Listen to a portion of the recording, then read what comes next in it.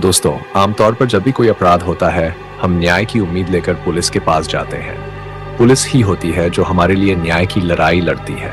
लेकिन सोचिए, अगर वही पुलिस जो हमारे सुरक्षा का जिम्मा उठाती है, उसके साथ ही एक घिनौना अपराध हो जाए। जी हाँ दोस्तों, आज की कहानी कुछ ऐसी ही है, जहां एक बहादुर महिला पुलिसकर्मी के साथ हुआ है शारीरिक शोषण। इस घटना ने उसकी जिंदगी को पूरी तरह बदल कर रख दिया है।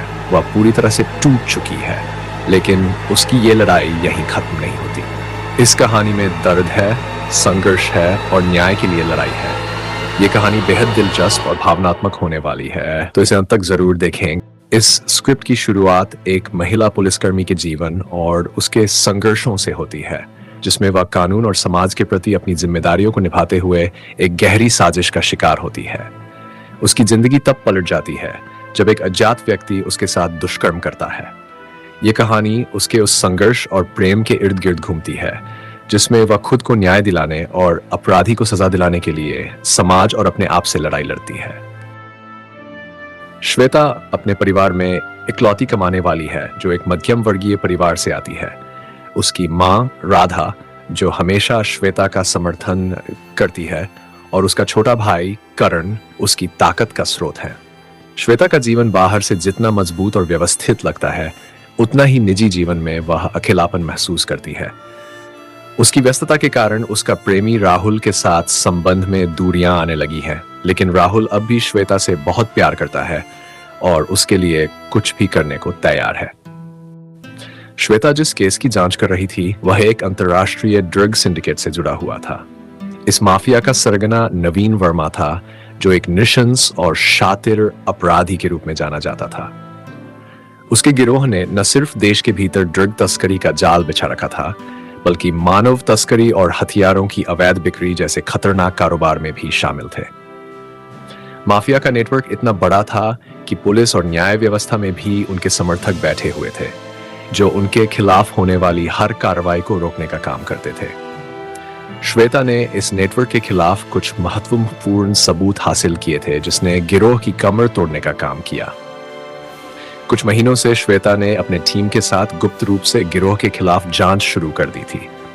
उन्होंने नवीन वर्मा के कई सहयोगियों को गिरफ्तार किया और उनकी सप्लाई चेन को बाधित कर दिया था, जिसके कारण माफिया का गुस्सा श्वेता पर चरम पर पहुंच गया। जांच के दौरान श्वेता को कई बार फोन कॉल्स और अज्ञात पत्रों के माध्यम से धमकियां मिलनी शुरू हो गईं। वह हर रोज किसी न किसी तरीके से डराने की कोशिश का शिकार हो रही थी। धमकियों का स्वरूप काफी खतरनाक था। उसे बताया गया कि अगर उसने जांच जारी रखी तो उसकी आखिरी सांस भी इस दुनिया में नहीं बचेगी। एक बार तो उसके घर पर भी अज्ञात लोगों ने तोड़फोड़ करने की कोशिश की थी, जिससे उसके परिवार को भी खतरा महसूस हुआ। श्वेता को एक दिन उसके पुलिस स्टेशन के बाहर एक डिब्बा मिला, जिसमें एक मृत चूहे के साथ एक चिट्ठी थी, जिसमें लिखा था, यह तुम्हारे आने वाले कल की एक झलक है। लेकिन श्वेता किसी भी धमकी से डरने वाली नहीं थी। उसकी हिम्मत और शक्ति देखकर अपराधी और भी ज्यादा हिंसक हो गए। एक दिन श्वेता ने अपने केस के सिलसिले में एक महत्वपूर्ण मीटिंग से लौटने का फैसला किया। देर रात का वक्त था और शहर के एक सुनसान इलाके से गुजरते वक्त एक काले रंग की वैन उसके पीछे लग गई। श्वेता को इस बात का आभास था कि वह निगरानी में है, लेकिन वह अकेले होने के कारण सतर्कता बरत रही थी। अचानक ही एक अज्ञात वाहन ने उसकी कार को टक्कर मारी और श्वेता की गाड़ी रुक गई। इससे पहले कि श्वेता कुछ समझ पाती, 4 नकाबपोश लोग वैन से बाहर निकले और उसे जबरदस्ती वैन के अंदर खींच लिया। श्वेता ने पूरी कोशिश की कि वह उनसे बच सके, लेकिन चारों आदमी बहुत ताकतवर थे। वे उसे बेहोश करने के लिए उसके मुंह पर कपड़ा दबाकर उसे शारीरिक रूप से काबू में कर लेते हैं। श्वेता को एक सुनसान और अज्ञात जगह पर ले जाया जाता है, जो माफिया का एक गुप्त ठिकाना था। यह ठिकाना शहर से दूर एक जंगल के भीतर स्थित एक खंडहर जैसा पुराना बंगला था, जहां पहले भी माफिया ने अपने दुश्मनों का सफाया किया था। जब श्वेता को होश आता है, वह खुद को एक अंधेरे कमरे में बंधी हुई पाती है। उसके हाथ पैर बंधे हुए होते हैं और वह पूरी तरह से कमजोर महसूस करती है। तभी कमरे में नवीन वर्मा प्रवेश करता है। उसकी आंखों में क्रूरता और साजिश की चमक होती है। वह श्वेता को बताता है कि उसने बहुत बड़ी गलती की है और अब उसकी सजा भुगतने का समय आ गया है। नवीन के इशारे पर उसके आदमी श्वेता के साथ शारीरिक हिंसा करते हैं। उसकी आत्मा को तोड़ने की कोशिश में वे उसे बार बार पीटते हैं और अंत में नवीन खुद श्वेता के साथ जबरदस्ती करता है।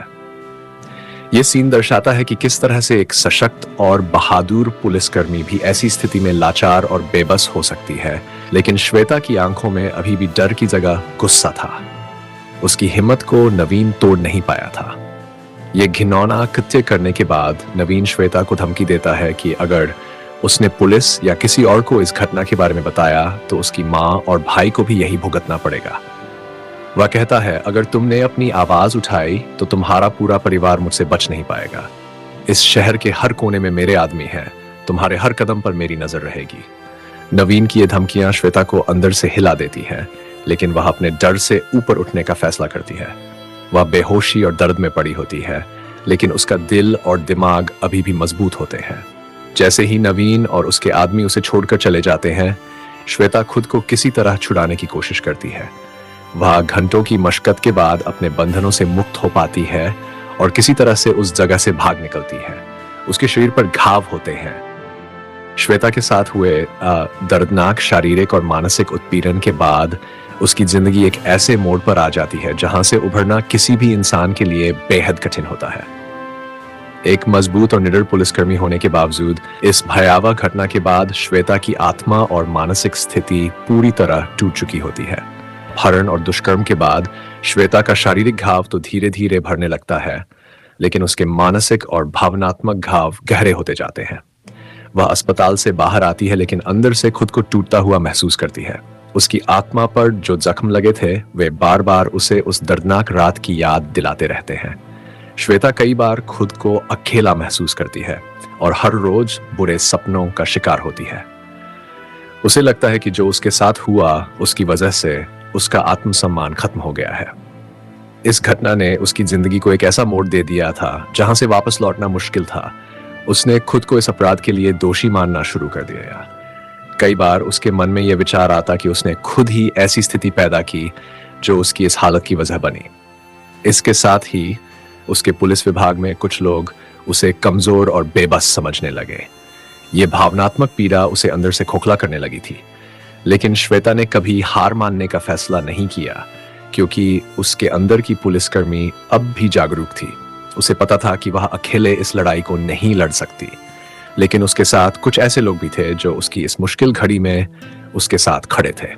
राहुल, जो श्वेता का प्रेमी था, में उसके जीवन में एक मजबूत स्तंभ की तरह खड़ा था। जब यह घटना घटी, राहुल के लिए यह एक बहुत बड़ा झटका था, लेकिन उसने श्वेता को कभी भी कमजोर महसूस नहीं होने दिया। राहुल समझता था कि श्वेता कितनी मजबूत महिला है और उसे किसी भी तरह से इस दर्द से बाहर निकालने का एक ही रास्ता था, उसे बिना शर्त प्यार और समर्थन देना। राहुल का पहला कदम था श्वेता को उसकी आत्मसम्मान और हिम्मत का एहसास कराना। वह जानता था कि श्वेता को इस घटना के बाद जिस चीज की सबसे ज्यादा जरूरत है वह है भावनात्मक और मानसिक समर्थन। राहुल ने श्वेता को हर दिन याद दिलाया कि यह घटना उसकी जिंदगी का अंत नहीं है। उसने उसे यह समझाया कि इस भयानक घटना में उसकी कोई गलती नहीं है और यह अपराधी की विकृत मानसिकता का परिणाम था। राहुल धीरे धीरे श्वेता को सामान्य जीवन को खींचने की कोशिश करता है। वह उसे घर से बाहर लेकर जाता है, बाहर उसके साथ वक्त बिताता है और उसे बार बार याद दिलाता है कि वह कितनी बहादुर है। राहुल के समर्थन के बावजूद श्वेता को खुद के भीतर चल रहे मानसिक संघर्ष से जूझना पड़ता था। वह चाहती थी कि वह फिर से सामान्य हो जाए, लेकिन वह बार बार उस दर्दनाक रात की यादों में खो जाती थी। श्वेता ने एक थेरेपिस्ट की मदद लेना शुरू किया, जिसने उसे इस घटना से उबरने में मदद की।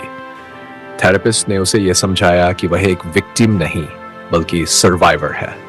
उसे खुद को पीड़िता के रूप में नहीं बल्कि एक योद्धा के रूप में देखना होगा। धीरे धीरे श्वेता इस बात को समझने लगती है कि वह इस दर्द से उभर सकती है और वह अपनी लड़ाई लड़ने के लिए तैयार हो जाती है।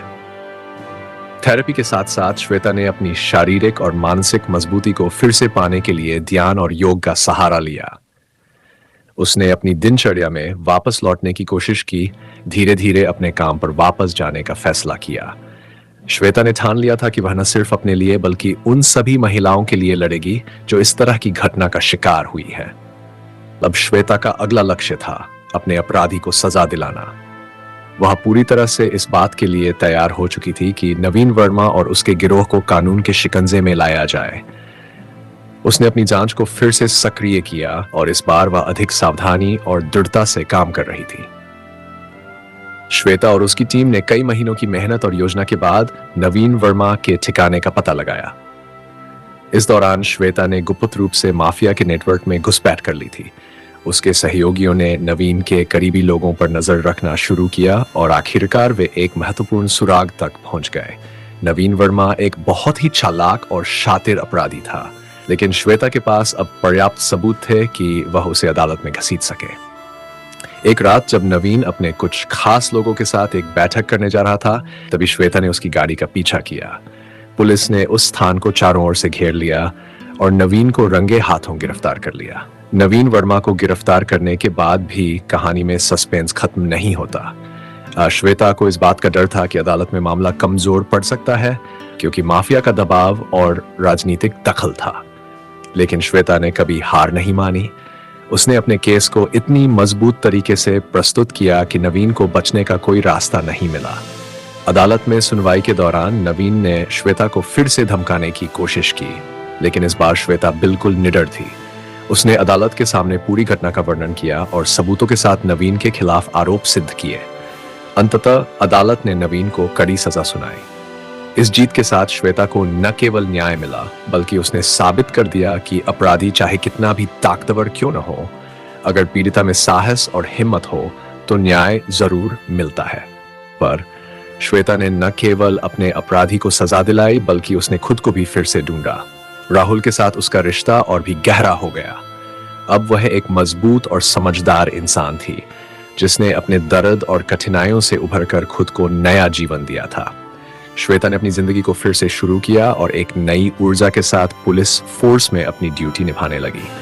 अब वह न सिर्फ एक पुलिस अधिकारी थी, बल्कि उन सभी महिलाओं के लिए एक प्रेरणा थी जो कभी अपने हक के लिए लड़ने से डरती थीं। दोस्तों, अगर आपको हमारी दिल दहला देने वाली क्राइम लव स्टोरीज पसंद आई है तो हमारे चैनल क्राइम टॉक्स को सब्सक्राइब जरूर करें। हम हर बार ऐसी ही रोमांचक कहानियां लाते रहते हैं। अगर आपको ये वीडियो अच्छा लगा हो तो एक लाइक जरूर करें और अपने विचार हमें कमेंट में बताएं। आपके लाइक और कमेंट हमें और बेहतरीन कहानियां लाने के लिए प्रेरित करते हैं। अगली कहानी तक जुड़े रहें।